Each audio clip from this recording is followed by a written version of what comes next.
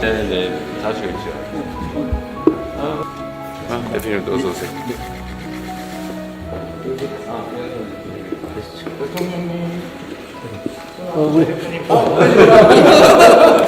키도 크신데 왜 발견이 안 됩니까? 엄청 들어서. 네, 형님 2층으로 올라. 형님 이쪽. 형님 가운데 좀 뒤에 오시죠. 하나, 둘. 그 양쪽 손 한번 잡으시겠어요? 아, 그러네요.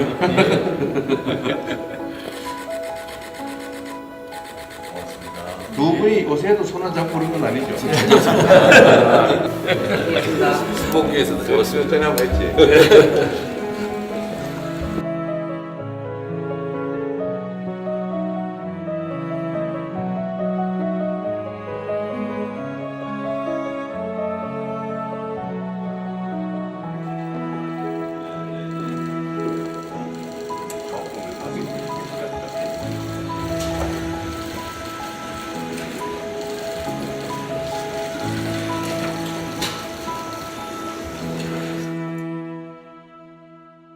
장동혁 국민의힘 당대표님 인사 모두 발언 있으시겠습니다. 아니 손님 먼저.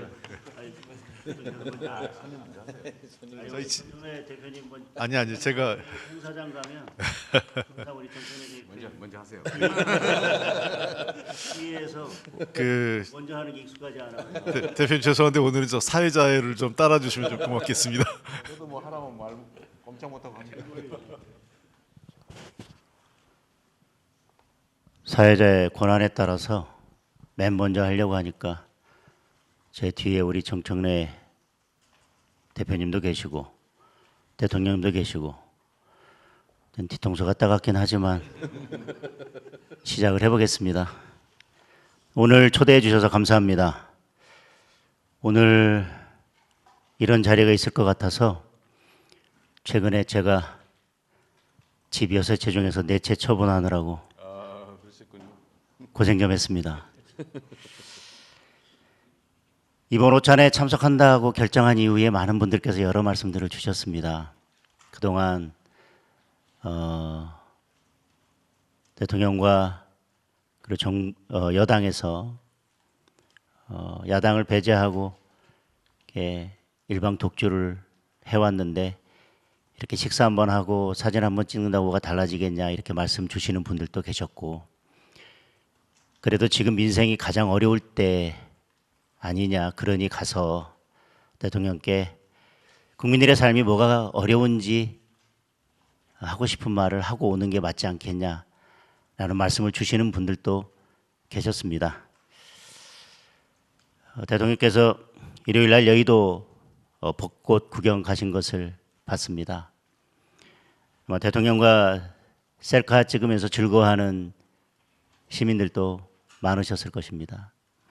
그런데 기름값 밥값이 두려워서 마음 편케 나들이를 나서는 것도 무서웠던 어려운 형편의 국민들도 또 많이 계시리라고 생각합니다. 오늘 저는 그런 기름값 밥값이 두려워서 지금 벚꽃이 한창인데 나들이를 나서기도 힘든 그런 국민들의 목소리를 전달드리려고 합니다. 우리 정치권이 늘 말로는 협치를 외치고 있지만 진정한 협치를 하려면 상대방의 의견을 존중하고 또 듣기 불편한 이야기도 들어야 한다고 생각합니다. 오늘 제가 드리는 말씀이 좀 불편하게 들릴 수도 있겠지만 힘든 국민들의 목소리라고 생각하시고 기꺼이 들어주셨으면 좋겠습니다. 먼저 이번 추경부터 말씀을 드리겠습니다. 26조 원이 넘는 추경안을 정부에서 내놓았습니다. 솔직히 우려가 큽니다. 꼭 필요한 곳에는 지원을 해야 마땅합니다. 그러나 국민 70%에게 현금을 나눠주는 방식이라면 오히려 물가와 환율에 악영향을 줄 것입니다. 잠깐의 기쁨으로 긴 고통을 사는 것이 될 수도 있습니다. 특히 우리 원화 가치가 주변국들에 비해서도 크게 하락했습니다. 그런 상황에서 국제사회에 지속적으로 나쁜 신호를 주게 될 것입니다. 게다가 이른바 김어준 방송으로 일컬어졌던 TBS를 지원하는 49억 원, 그리고 중국인 관광객 집 날라주는 사업 등에 들어가는 306억 원, 아파트 베란다 태양광 사업 250억 원, 그리고 농지 투기 전수조사에 587억 원, 이런 예산들은 이번 전쟁 추경의 목적에 전혀 맞지 않는 대표적인 사업들이라고 할 것입니다. 그러면서 정작 기름값 때문에 생계를 위협받는 화물차, 택배 등에 대한 지원은 빠져 있습니다. 큰 타격을 받고 있는 농수축산업 지원도 턱없이 금액이 부족합니다. 우리 당에서는 불필요하고 부적절한 예산을 삭감하는 대신 꼭 필요한 국민 생존 7개 사업을 제안했습니다. 반드시 포함될 수 있도록 관심 가져주시기 바랍니다. 저는 그것이 협치의 시작이라고 생각합니다. 중동 전쟁 장교에 따른 우리 경제와 민생의 어려움은 이번 추경만으로 풀 수 있는 문제는 아니라고 생각합니다. 세계 경제가 다 어렵다고 하지만 우리 경제는 특히 더 어렵습니다. 환율만 해도 우리 원화 가치 하락폭이 주요국 가운데 가장 큽니다.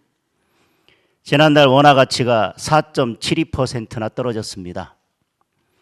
일본, 대만, 중국 등과 비교하면 2배 이상 하락폭이 컸습니다.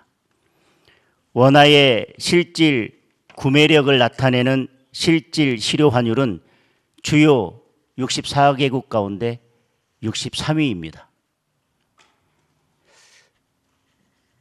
제가 생각하기에 이유는 명백합니다. 올해 시중 통화량이 M2 기준 4,565조 원을 돌파해서 사상 최대를 기록하고 있습니다. 그만큼 시중에 돈이 많이 풀려 있다는 것입니다. 그런데 거꾸로 외환 보유액은 계속 감소해서 보유 순위 세계 12위입니다. 2000년 이후 처음으로 10위권 밖으로 밀려났습니다. 통화량은 늘고 달러가 줄어들면 당연히 환율이 오르고 원화 가치는 떨어집니다.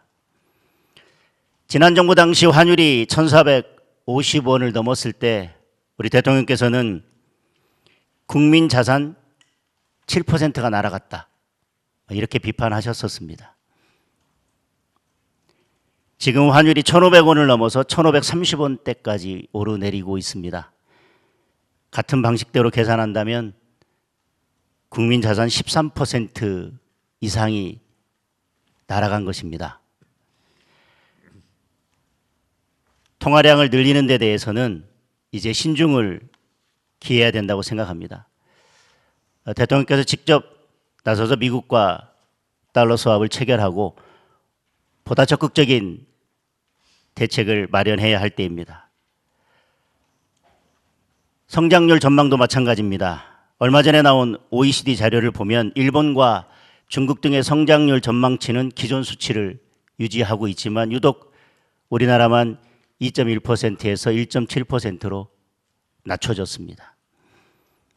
당장 산업 현장에서는 유가 폭등과 원자재 품귀로 기업들이 큰 어려움을 겪고 있습니다. 며칠 전 제가 아는 제조업 기업 대표는 이대로라면 한 달 안에 문을 닫아야 될 수도 있다라고 한숨을 쉬셨습니다. 우리 경기가 반도체 경기 때문에 버티고 있긴 하지만 건설을 비롯한 대부분의 산업들이 거의 바닥을 치고 있습니다. 특히 나프타 관련 공장들이 줄줄이 가동을 멈추고 있어서 비닐, 플라스틱 같은 생활에 필수적인 제품들이 공급난을 겪고 있습니다. 이미 현장에서는 포장용기 가격이 40% 이상 급등했습니다.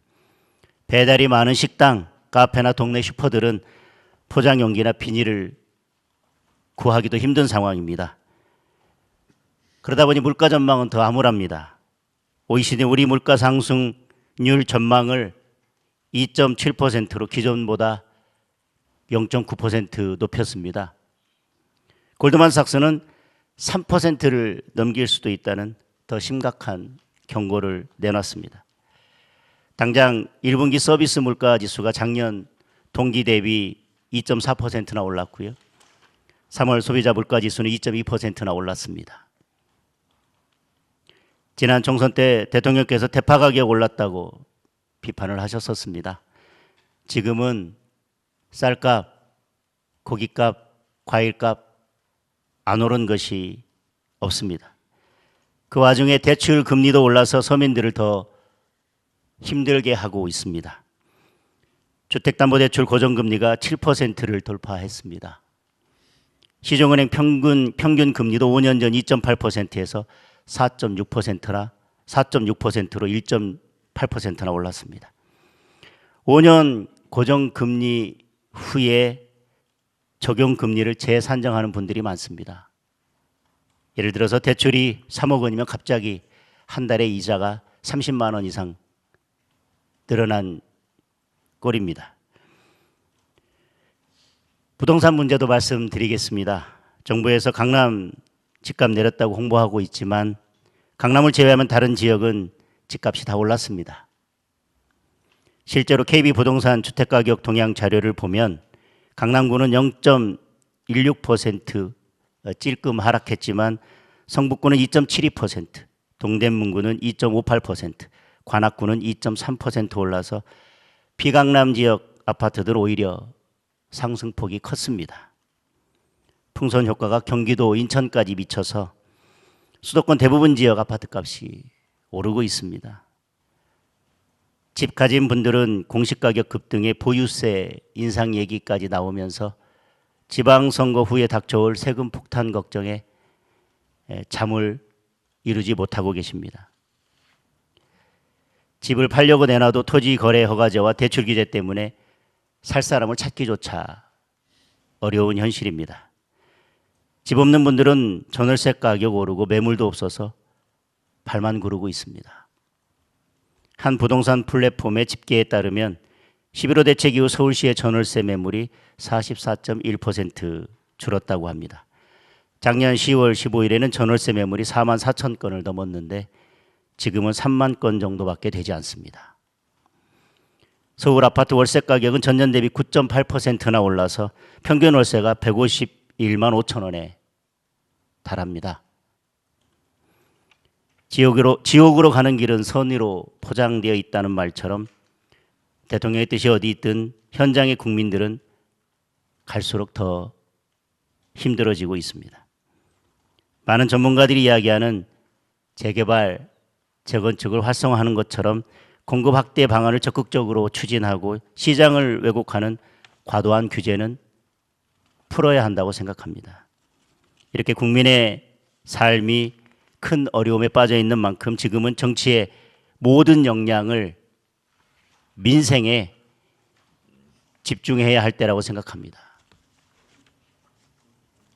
경제 챙기고 민생 살피기에도 시간이 부족한데 조작기소 국정조사 같은 일로 시간을 허비해서는 안 된다고 생각합니다. 국민들 사이에서는 공소 취소한다고 물가가 떨어지냐는 말까지 나오고 있습니다. 이제라도 대통령께서 국정 운영의 기조를 전면적으로 바꿔주시기를 바랍니다. 진짜 국민의 삶이 어떤지 챙겨보시고 야당의 목소리에도 더 귀를 기울여 주시기 바랍니다. 오늘 아침 뉴스를 보니 미국 트럼프 대통령에게는 한국도 안 도왔다고 비난을 받았습니다. 그런데 북한 김정은에게는 솔직하고 대범하다고 칭찬을 받으셨습니다. 지금 외교 안보 노선이 맞는지도 한번 진지하게 고민해 주셨으면 좋겠습니다. 대통령께서 국정 운영의 기조를 바꾸고 나라와 국민을 위해 올바른 정책을 추진하신다면 야당도 얼마든지 협력하고 힘을 보탤 것입니다. 오늘 모든 문제를 다 풀 수는 없겠지만 작은 변화라도 만들어내서 힘든 국민들께 희망과 용기를 드렸으면 좋겠습니다. 다소 불편한 말씀을 길게 드렸지만 들어주셔서 감사합니다. 전혀 안 불편합니다. 잘하셨습니다. 네, 다음은 더불어민주당 정청래 대표 모든 발언이 있겠습니다. 전혀 안 불편합니다. 네, 대통령께서 이렇게 장동혁 국민의힘 대표의 저런 말씀을 하실 기회를 주셔서 다행이라고 생각합니다. 국익 앞에는 여야가 따로 없고 국가적 위기 앞에 역시 여야가 따로 있을 수 없습니다. 장동혁 대표께서 지금 하시는 여러 가지 말씀에 제가 다 동의하는 것은 아니지만 야당 입장에서 저렇게 이야기할 수는 있겠다라는 생각이 들었습니다. 저는 이런 국가 위기 앞에서는 여야가 한마음 한뜻으로 한 당이 된다는 심정으로 여야당의 심정, 한 당의 심정으로 위기를 잘 극복해 나갔으면 좋겠습니다. 중동 전쟁에 따른 대내외적 위기 상황에 선제적이고 적극적인 대응이 매우 중요한 때입니다. 대통령님과 여야 정당 대표가 머리를 맞대고 이 위기의 상황을 대처하기 위해서 민생 경제를 살리기 위한 협의의 자리를 마련해 주신 대통령님께 진심으로 감사드리고 또 지난번에는 오지 않으셨는데 오늘은 기꺼이 이렇게 또 와주신 우리 장동혁 대표님, 송원석 원내대표님께 감사드립니다. 국민들이 지금 많은 걱정을 하고 계십니다. 장동혁 대표님 말씀을 들으면 대한민국이 참 암울한 먹구름 같은 잿빛만 보일 텐데 저는 좀 희망의 목소리를 좀 들려드릴까 합니다. 이재명 대통령님께서 취임하신 지 10개월 조금 더 되었습니다. 2025년 4월의 대한민국과 2026년 4월의 대한민국은 완전히 다른 나라가 되었습니다. 비정상적이었던 대한민국이 국가 정상화의 길로 접어들었습니다. 첫째, 꼭 1년 전인 2025년 4월 7일 종합주가지수는 2328에 불과했습니다. 그런데 한때 6300까지 날아오르며 국민 부자 시대가 열렸습니다. 둘째, 외교 무대에서도 즉시 복귀하여 대한민국이 정상적인 민주주의 국가임을 세계 만방에 고하며 K민주주의의 놀라운 회복력을 보여주었습니다. 셋째, 수출도 큰 폭으로 늘었습니다. 작년 한 해 7천억 달러를 달성한 것에 이어 올해 1분기 동안에만 2,193억 달러를 기록하며 대한민국 사상 최초로 연 8천억 달러 달성도 가능하겠다는 전망이 나오고 있습니다. 넷째, 이 부분이 참 중요하더군요. 실질 국내 총생산 GDP 경제 성장률도 IMF 기준으로 2025년 0.8%에서 2026년 1.9%로 2배 넘게 상향되며 분명한 반등세를 보이고 있습니다. 다섯째, 대통령님의 확고한 의지와 정책적 노력에 힘입어서 부동산 시장이 확실하게 안정세로 접어들었습니다. 부동산과의 전쟁에서 역대 정부에서 이긴 정부가 없는데 이번 정부는 이길 것 같다 하는 국민적인 신뢰가 높아졌습니다. 여섯째, 이것도 좋은 수치입니다. 관광객도 큰 폭으로 증가했습니다. 지난해 한국을 찾은 관광객이 1,893만 명으로 역대 최대를 갱신했고 올해 드디어 2천만 시대를 앞두고 있습니다. 일곱째, 5극 3특 균형발전 전략으로 전남 광주 통합특별시가 곧 출범하는 등 국민이 공감하고 응원하는 지방주도 성장이 본격적으로 시작되었습니다. 대구, 경북, 대전, 충남도 통합이 여야가 잘 합의가 이루어져서 됐으면 좋았을 텐데 제가 누구의 책임을 말하려는 것이 아니라 참 안타깝게 생각합니다.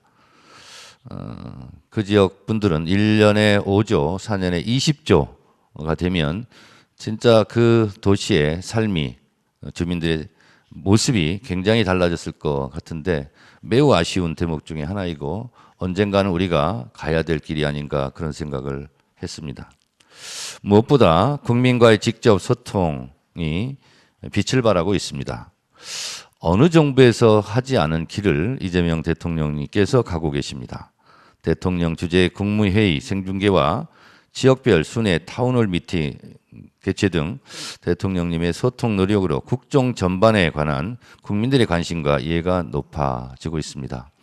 국정에 대한 관심과 이해, 공감대가 높아진다는 것은 대한민국 발전을 위해서 매우 중요한 일이라고 생각합니다. 국민주권 시대의 실현으로 민주주의가 또한 확장되고 있습니다. 중동 전쟁의 어려움도 대통령님의 탁월한 외교적 역량과 뛰어난 정책 집행 능력으로 위기 상황을 잘 대처해 나가고 있는 중입니다.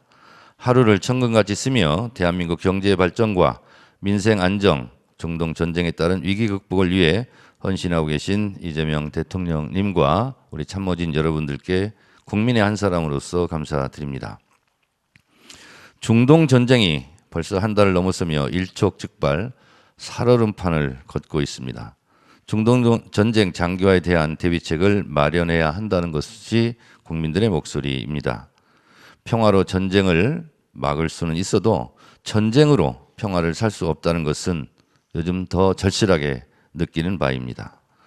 우리는 수출로 먹고 사는 나라입니다. 그만큼 대내적 상황에 발빠르게 선제적으로 대처해야 합니다. 석유 최고 가격제 시행에 따른 보전을 비롯해 수출 기업의 피해를 최소화하는 일도 시급합니다. 석유화학 원료인 나프타를 비롯해 히토리와 요소수 등 핵심 전략 품목의 안정적 수급을 지원하는 일도 대단히 중요합니다. 그래서 지금 추경이 필요합니다.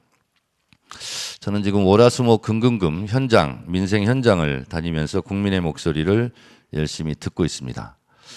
제가 얼마 전 영덕 대게축제에 가서 청어잡이 배를 탔는데요. 거기 있는 선박 주인, 수협 조합장들이 이런 얘기를 하더라고요. 지금 하루 배를 돌리려면 한 드럼 기름값이 17만 4천 원인데 앞으로 10만 원 정도가 더 오를 예정이랍니다. 그래서 27만 4천 원이 되면 배를 운영하기가 어렵다라는 거죠. 근데 정부에서는 22만 4천 원이 되면 그때부터 오른 가격의 70%를 보전해 준다고 그러는데 그 기준 가격을 2만 원만 좀 낮춰달라. 그런 절박한 얘기를 하더라고요. 그래서 제가 최고위 때 여러 번 그런 얘기를 또 했었고요. 강원도 철원을 가니까 관광객들이 많이 와야 먹고 사는데 이렇게 기름값이 오르면 전세버스가 가동되기가 좀 어렵다. 그래서 전세버스 기름값도 좀 내려달라. 이런 얘기를 하셨는데 이런 게 실제로 국민 피부에 와닿는 얘기고 실제로 필요한 그런 목소리가 아닌가 그런 생각을 합니다. 중동 전쟁에 따른 불안 심리도 있는데요. 제가 어제는 수원의 못골 시장, 대통령님도 거기 가서 식사하셨던 데 가서 제가 식사도 했는데요.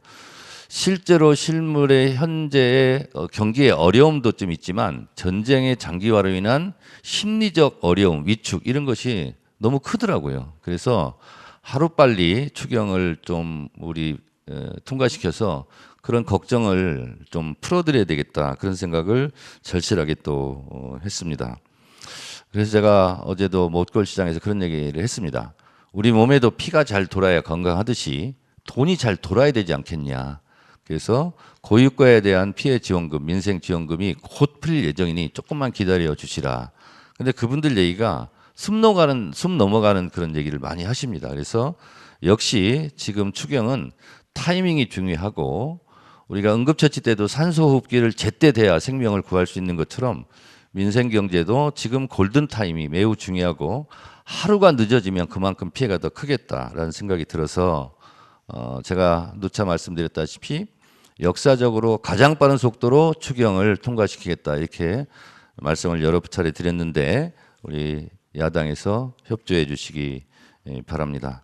지금 국민의 삶의 숨통을 트이게 해야 합니다. 1분 1초도 지체할 시간이 없습니다. 역사상 가장 빠른 추경 이것이 지금 국민이 바라고 있는 내용입니다. 전쟁 앞에 여야가 따로 있을 수 없습니다. 민생과 경제도 마찬가지입니다. 중동 전쟁에 발빠르게 대처하고 민생 경제를 신속히 안정시키는 일에 한마음 한뜻으로 협력해 주셨으면 좋겠습니다. 그리고 장동혁 대표가 몇 가지를 말씀하셨는데 한 가지만 말씀드리면 이번 추경의 성격에 TBS 예산은 좀 맞지 않다 이렇게 당해서 그 뜻을 좀 모았습니다. 그래서 그 부분은 여야가 쉽게 합의를 할 수 있을 것 같습니다. 49억 정도 되는데요. 그것은 성격이 안 맞다 이렇게 생각해서 저희도 그것은 추진할 생각이 없고요. 그리고 또 하나는 조작 기소 말씀하셨는데 인혁당 사건 보면 얼마나 우리가 이 사법 살인에 대한 피해가 상처가 깊고 긴가 이런 생각을 좀 합니다.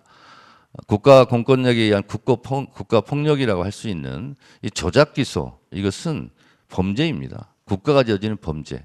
그리고 그것이 지금 다 드러나고 있지 않습니까?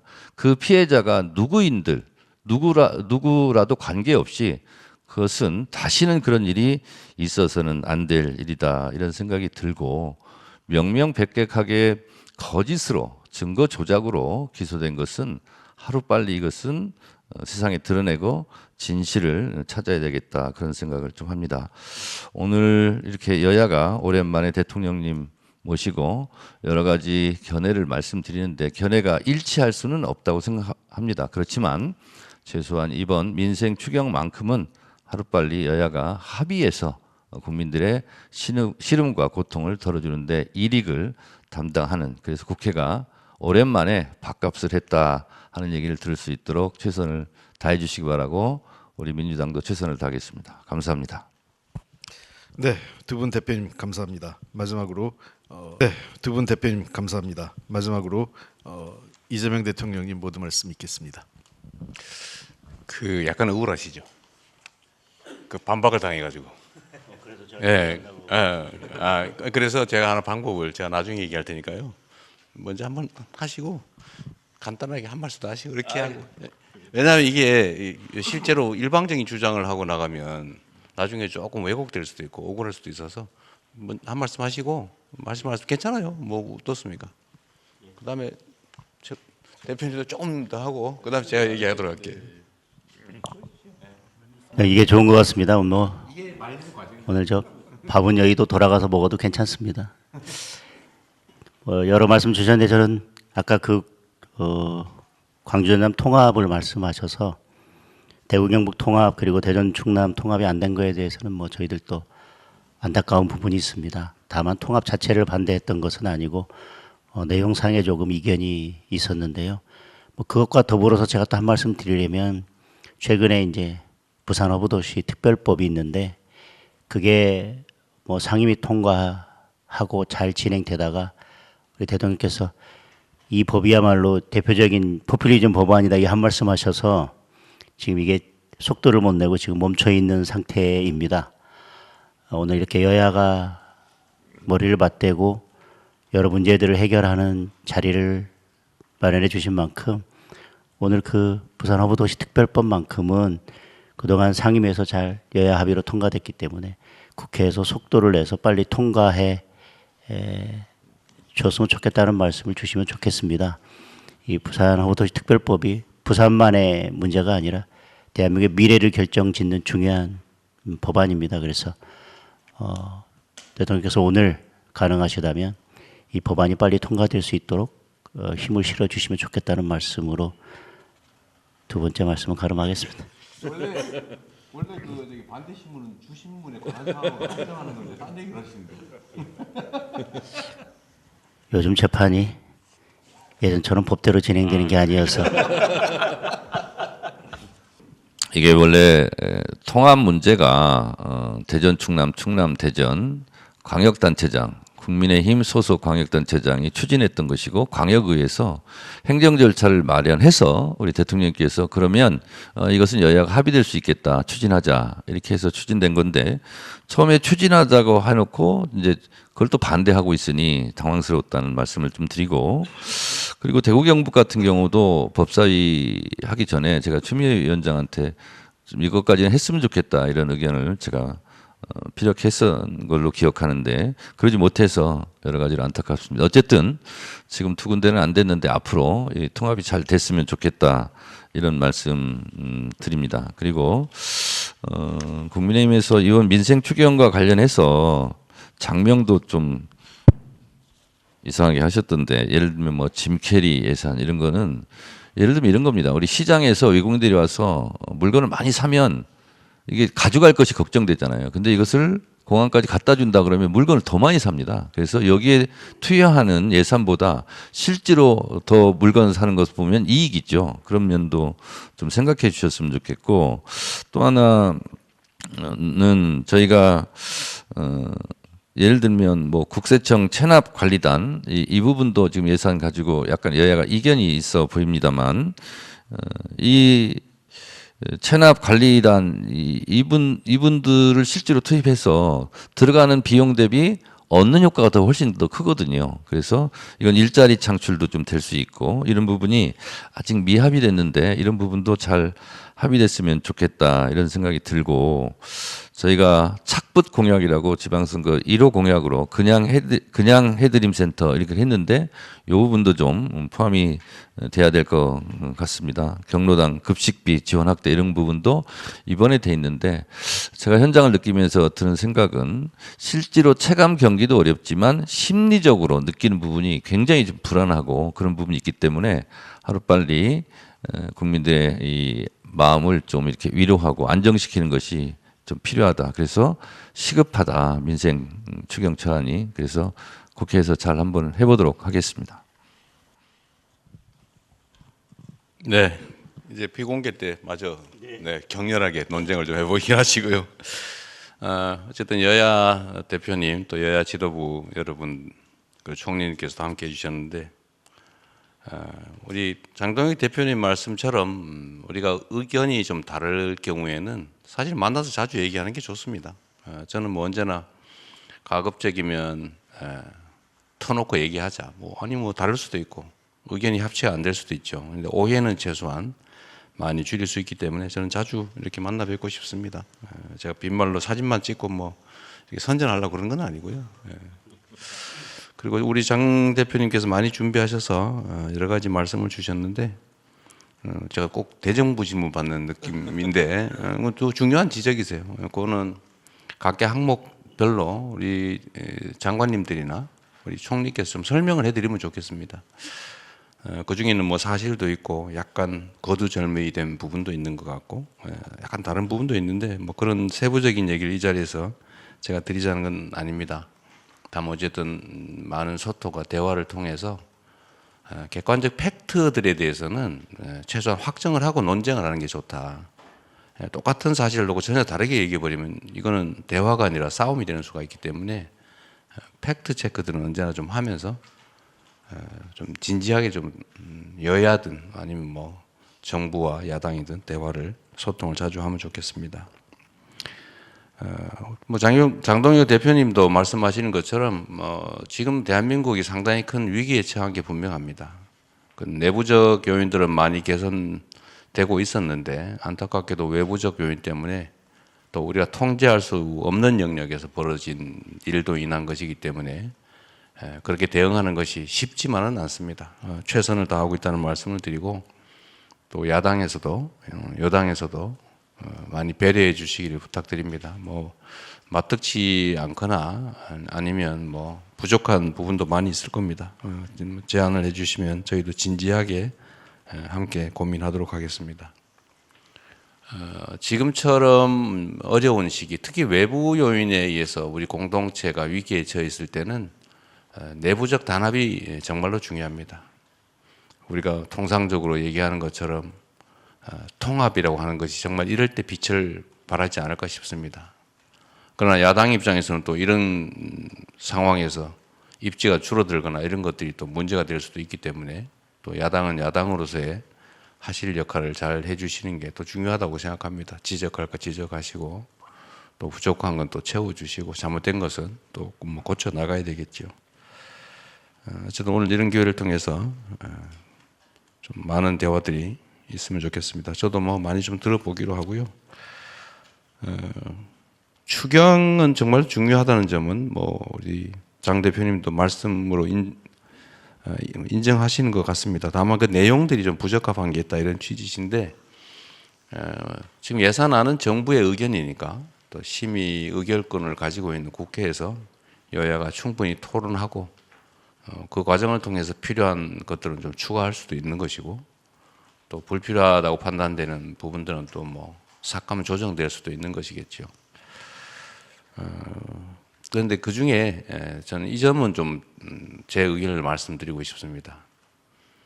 국민 여러분 70% 이하 소득을 가지고 계신 분들한테 우리가 지금은 대외적 위기에 의한 특히 유류값 급상승으로 인한 국민들의 어려움을 지원해 드리기 위해서 소위 전쟁 피해 지원금을 저희가 준비했습니다. 근데 이런 거는 뭐 현찰 나눠주기라고 하는 것은 좀 과한 표현이라는 생각이 들어요. 물론 그렇게 볼 수도 있겠죠.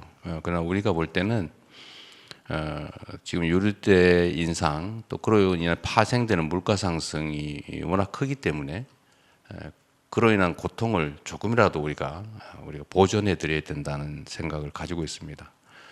그리고 이 지금 편성된 예산의 재원이 어디서 뭐 빚을 내거나 또는 뭐 다른 데서 억지로 만들거나 국민들에게 뭐 증세를 하거나 해서 만든 게 아니고 저희가 나름 작년 하반기에 정말 최선의 노력을 다했고 또 그를 통해서 경제가 일정 부분 회복이 되면서 예상보다 더 늘어나는 세수를 활용한 것이다. 이 세수는 국민을 위해서 반드시 써야 되는 돈이죠. 그 돈을 잘 쓰는 게 중요하다. 그런데 지금은 저희가 보기에는 가장 중요한 건 국민들의 이 대외적 위기에 따른 피해를 조금이라도 보전해 드리는 것이다 이렇게 생각합니다. 저의 고정적인 인식에 의하면 모든 국민께 다 해드리는 게 마땅하다. 그러면서도 약간의 차등을 할 수 있겠지만 그러나 재원의 한계 때문에 또 국민의 30%는 실질적으로 고통을 겪으면서도 또 세금은 솔직히 더 많이 내면서도 지원받지 못하는 부분에 대해서 안타깝게 제가 생각합니다. 그리고 죄송하게 생각합니다. 재원이 넉넉하면 당연히 모든 국민들께 동등한 기회를 또는 지원을 해드려 마땅한데 그러지 못하는 점이 저는 아쉽습니다. 결코 이게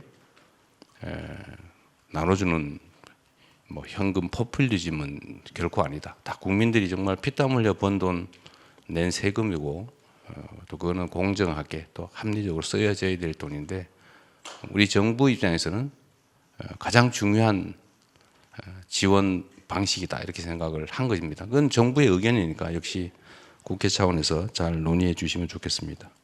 근데 아까 중국인 뭐 그게 뭔 말인지 제가 못 알아들었거든요. 예산 중에 중국인 뭐 하셨? 중국 그게 많이 관광을 와서 물건을 많이 사주는. 근데 이게 중국 사람만 지원하는 거예요? 그렇지 않습니다. 중화권. 중화권만? 그렇지 않고. 아니 외국인 관광객 들어오면은 물건을 많이 사는 분들은 공항 올려주는 딜리버리. 근데 그 더 많이 사지 않겠냐 물건을. 중국 사람만 주게 돼 있어요? 지금 예산 편성을 보면 그렇게 되어 있습니다. 그렇지 않습니다. 예, 그건 아니겠죠 설마. 그거는 뭐 저 지금 전쟁 추경에 전혀 취지에 맞지 않는다 하는 게. 그 이제 관광 진흥을 위한 아마 예산인 것 같은데 제가 내용을 지금 모르는데 설마 중국 사람만 지원할 리가 있겠습니까? 수익을 담을 내용은 아닙니다. 액수도 그러니까 그것도 의견인데 어쨌든 5억 정도 됩니다. 많지도 않습니다. 집 날라주는 집 날라주면 더 많이 사지 않겠냐. 이제 외국 관광객들의 이제 국내 구매를 좀 지원하기 위해서 한 거다 그런 거군요. 저도 몰랐는데 그런 게 있었군요. 하여튼 뭐 중국인만 하는 건 아닌데 중국인이라고 하시니 오해는 안 하시면 좋겠어요. 그 설마 그럴 리가 있겠습니까? 지금 모든 그럼 미국 사람이 와서 사가지고 가는 건 안 해줘요? 그렇지 않습니다. 모든 다 해줍니다. 관광객에게 지금 알았습니다. 수경 예산은 모든 관광객에 다 적용되는 그러겠죠. 예. 대상이 한정돼 있습니다. 중국 사람으로? 중국 사람으로 돼 있으면 그 삭감하십시오. 근데 내가 보기엔 그럴 리는 없을 것 같아. 네. 그럼 이것도 팩트에 관한 문제거든요. 장 대표님은 중국인 지원을 위한 거다 이렇게 생각하시는데 그 팩트를 한번 체크해보고 그러니까 이게 이런 게 사실은 참 대화할 필요가 있죠. 하여튼 그런 이해를 좀 부탁드린다는 말씀을 드리고요.